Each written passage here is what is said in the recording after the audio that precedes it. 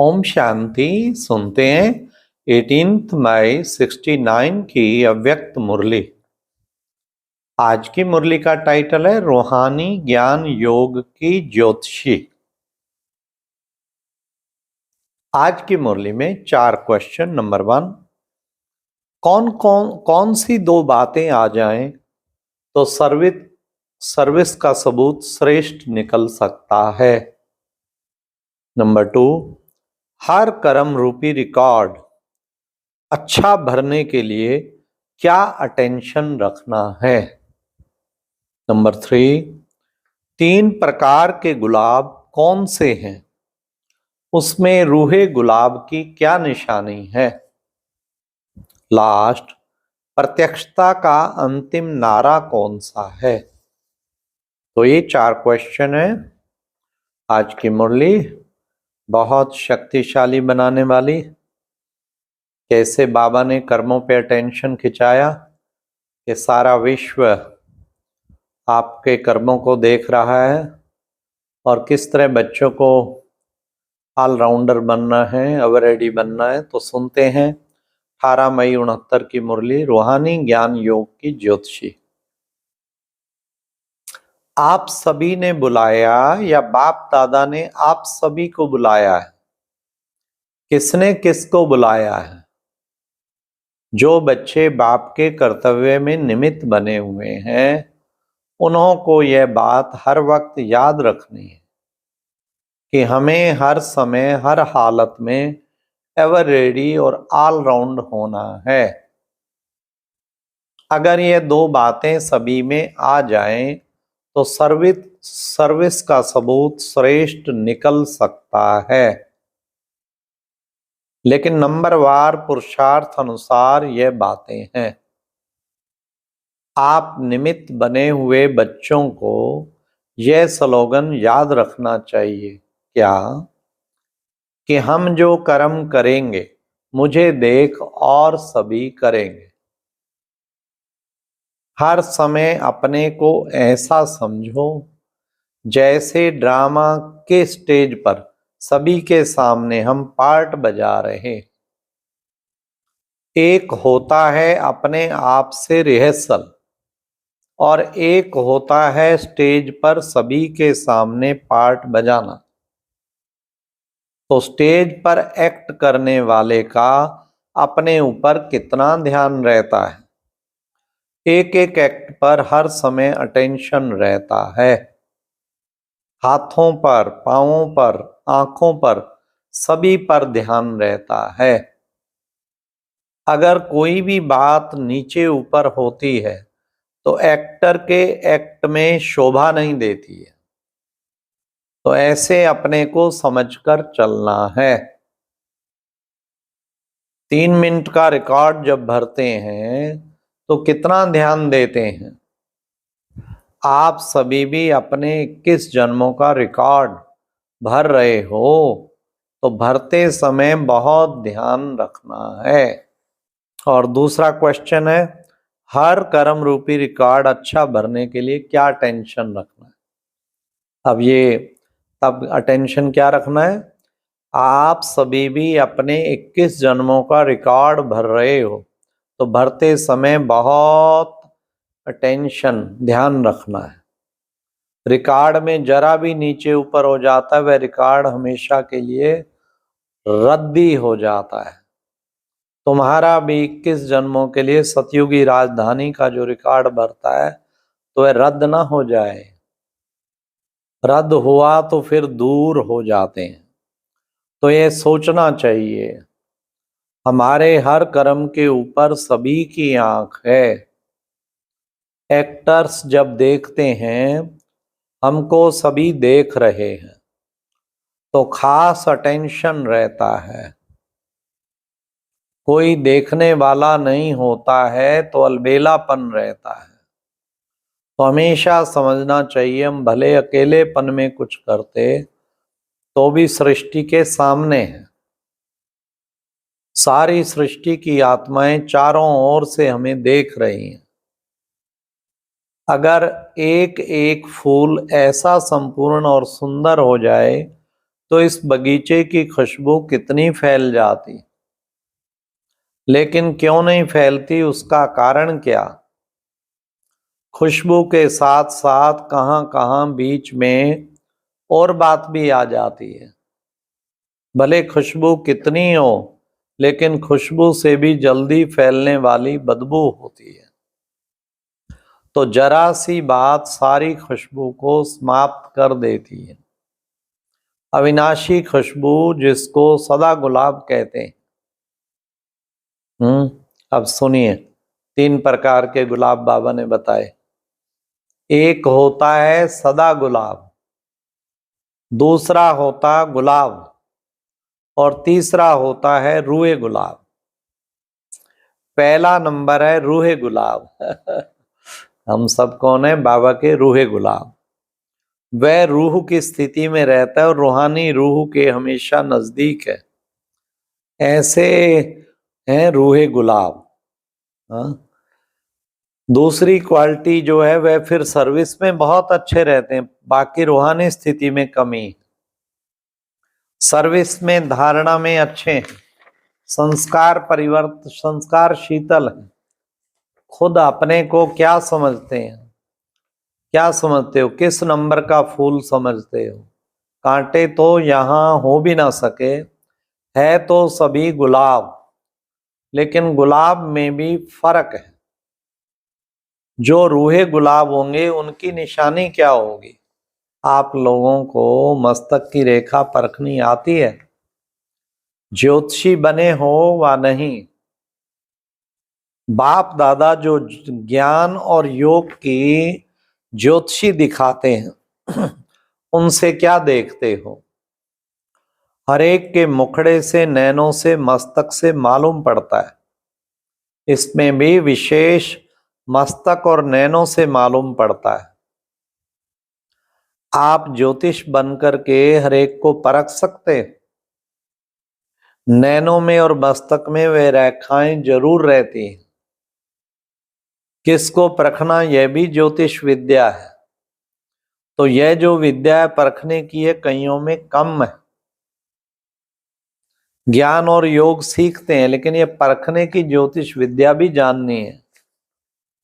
कोई भी व्यक्ति सामने आए तो आप लोगों को तो 1 सेकंड में उनके तीनों कालों को परख लेना चाहिए। एक तो पास्ट में उनकी लाइफ क्या थी, और वर्तमान समय उनकी वृत्ति, दृष्टि, और भविष्य में कहां तक ये अपनी प्रारब्ध बना सकते हैं, यह जानने की प्रैक्टिस चाहिए। यह परखने की जो नॉलेज है वह बहुत कम है। यह कमी अभी भरनी चाहिए। वर्तमान समय जो आने वाला है उसमें अगर ये गुण नहीं होगा, कमी होगी, तो धोखे में आ जाएंगे।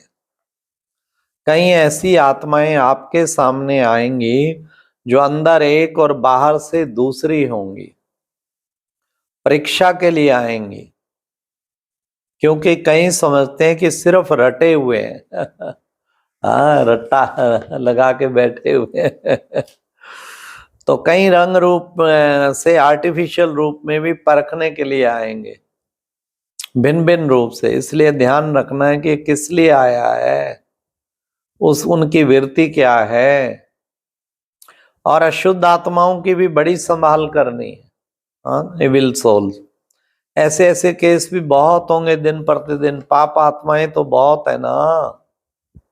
आपदाएं, अकाले मृत्यु, पाप कर्म बढ़ते जाते हैं, तो उन्हों की कामनाएं जो रह जाती हैं वह फिर अशुद्ध आत्माओं के रूप में भटकती। इसलिए यह भी बहुत बड़ी संभाल रखनी है। कोई में अशुद्ध आत्मा की प्रवेशता होती है तो उनको भगाने के लिए एक तो धूप जलाते हैं और आग में चीज को तपाकर लगाते हैं, और लाल मिर्ची भी खिलाते हैं। तो आप सभी को फिर योग की अग्नि से काम लेना है। हर कर्मेंद्रिय को योग अग्नि में तपाना है, तो फिर कोई वार नहीं कर सकेंगे। थोड़ा भी कहाँ ढीलापन हुआ, कोई भी कर्मेंद्रियां ढीली हुई, तो फिर प्रवेशता हो सकती है। वह अशुद्ध आत्माएं भी बड़ी पावरफुल होती हैं। वह माया की पावर भी कम नहीं होती, यह बहुत ध्यान रखना है। और कई प्राकृतिक आत्माएं भी अपना कर्तव्य करेंगी। उसका सामना करने के लिए अपने में ईश्वरीय शक्ति धारण करनी है। उस समय स्नेह नहीं रखना, उस समय शक्ति रूप की आवश्यकता है। किस समय स्नेह मूर्त और किस समय शक्ति रूप बनना है, यह भी सोचना है। इन सभी बातों में शक्ति रूप की आवश्यकता है। अगर कोई ऐसा आया, उनको ज्यादा स्नेह दिखाया, तो कहाँ नुकसान भी हो सकता है। स्नेह बाप दादा और देवी परिवार से करना है, बाकी सभी से शक्ति रूप से सामना करना है। कई बच्चे गफलत करते हैं तो उन्होंने स्नेह में आ जाते हैं, तो वे स्नेह वृद्धि होकर क्या कर देता, कमजोर कर देता। इसलिए अब शक्ति रूप की आवश्यकता है। अंतिम नारा भी भारत माता शक्ति अवतार का है। गोपी माता थोड़े ही कहते हैं, अब शक्ति रूप का पार्ट है। गोपिकाओं का रूप साकार में था, अब अव्यक्त रूप से शक्ति का पार्ट है। हरेक जब अपने शक्ति रूप में स्थित होंगे तो इतने सभी की शक्ति मिलाकर कमाल कर दिखाएगी। यादगार रूप में अंतिम चित्र कौन सा दिखाया हुआ है? कौन सा? पहाड़ की उंगली देने का। उंगली यह शक्ति की देनी है। इसमें भी कलयुगी पहाड़ खत्म हो जाएगा। इसमें हरेक की उंगली की दरकार है। अभी वह उंगली पूरी रीति नहीं है, उठाते जरूर हैं, परंतु कोई की कभी सीधी कभी टेढ़ी हो जाती है। जब पूरी उंगली होगी तब प्रभाव निकलेगा। एक जैसे उंगली देनी है। इस कलयुगी पहाड़ को जल्दी उंगली देकर फिर सतयुगी दुनिया को लाना है। अच्छा, बाप दादा का बहुत बहुत याद प्यार और नमस्ते। तो आज की मुरली में विशेष जो शिक्षा मिली, अपने हर कर्म पे अटेंशन रखना कि रिकॉर्ड भर रहा है। कौन कौन देख रहे हैं? बाबा ने कहा अकेलेपन में होते हैं, सोचते हैं कौन देख रहा है। सबसे पहले तो बाप दादा देख रहा है। बाबा की 1000 आंखें हैं। आपके हर कर्म पे प्यारे बाबा का अटेंशन है कि ये बच्चा क्या कर रहा है इस समय। सोचिए, तो हमें कितना ना टेंशन रखना चाहिए। बाबा के आगे फिर सिर ना झुकाना पड़े। उसके पास तो एक एक चीज का रिकॉर्ड है जो आप करते हैं। तो देखें कि बाबा को अच्छा लग रहा है मेरा कर्म। 100% मार्क्स देंगे क्या बाबा मेरे को? तो एक तो ये। दूसरा, फिर पहला हम अपने आप को ये सदा ध्यान रखें कि बाबा देख रहा है। फिर अपने जो वरिष्ठ जन हैं, दादियां और पूर्वज, सब ऐसे समझो वो भी मेरे हर कर्म को देख रही हैं। और लास्ट है, विश्व की हर आत्मा की नजर है। आप कितना भी डुप्लीकेट बन लें, कितना ऊपर से कुछ कुछ दिखाएं, लेकिन आपके हर कर्म पर सारे विश्व की आंख टिकी हुई है। ये आज बाबा ने कहा। कितना इससे अटेंशन रहेगा और हर कर्म श्रेष्ठ बन जाएगा। आपके हर कर्म, हर संकल्प, हर वचन को देख के विश्व करे हेयर हेयर के ऐसा तो दोबारा देखना तो दिल करता है कर्म, है ना। इतना उनको खुशी हो। तो सारे विश्व की स्टेज पर हर समय समझो मैं पार्ट बजा रही हूं और लाखों करोड़ों आत्माएं मुझे देख रही हैं। ये है, इससे इतने अच्छे कर्म हो जाएंगे, श्रेष्ठ कर्म, और बाकी सब तो नीचे अपना आप ही चला जाएगा। फिर बाबा ने जो आज की मुरली में खास कहा ना, अंतिम नारा क्या होगा? भारत माता शक्ति अवतार का। गोपी माता का नहीं, भारत माता शक्ति अवतार। तो ये भी बड़ा ध्यान रखना है कि हमें शक्तिशाली स्थिति का अनुभव करना है। स्नेह तो हो ब्राह्मण परिवार में सबसे, लेकिन टू मच स्नेह में ना चले। शक्ति रूप भी हो, मर्यादाओं पर भी स्थित हो, एकदम आपके चेहरे की आपके लालिमा यहां देख के सीधा कनेक्शन बाबा से जुड़ जाए, इसको कहते हैं शक्ति रूपा। अच्छा, और अब यह एक बहुत अच्छी वीडियो भी जरूर देखें।